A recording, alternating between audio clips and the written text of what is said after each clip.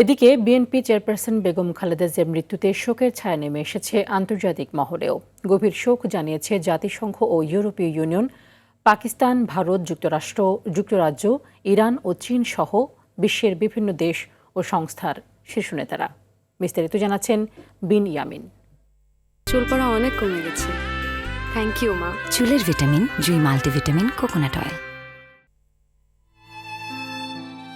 BNP chairperson ও সাবেক প্রধানমন্ত্রী বেগম খালেদা জিয়ার মৃত্যুতে শোকাহত গোটা বিশ্ব। মৃত্যুর খবরে গভীর শোক প্রকাশ করেছেন বিভিন্ন দেশের রাষ্ট্রপ্রধানরা।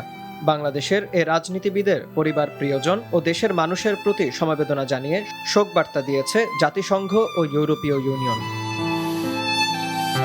বাংলাদেশের প্রথম নারী প্রধানমন্ত্রীর মৃত্যুতে শোক নেমেছে প্রতিবেশী দেশ ভারত ও পাকিস্তানেও।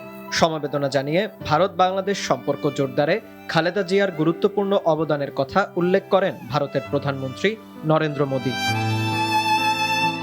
গভীর শোক ও সমবেদনা জানিয়েছে পাকিস্তানের প্রেসিডেন্ট আসিফ আলী জারদারি, প্রধানমন্ত্রী শেহবাজ শরীফ এবং উপপ্রধানমন্ত্রী ও পররাষ্ট্রমন্ত্রী ইসহাক দার। রাজনৈতিক জীবনে খালেদা জিয়ার নেতৃত্ব এবং ত্যাগের কথা উল্লেখ করেন পাকিস্তানের প্রেসিডেন্ট। প্রধানমন্ত্রী শেহবাজ শরীফ তাকে পাকিস্তানের নিবেদিত বন্ধু হিসেবে উল্লেখ করে বলেন, বাংলাদেশের প্রবৃদ্ধি ও উন্নয়নে বিশেষ ভূমিকা রেখেছেন খালেদা জিয়া।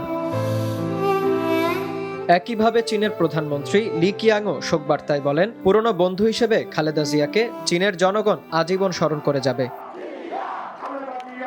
শোকবার্তা দিয়েছে যুক্তরাষ্ট্র, যুক্তরাজ্য ও ইরান।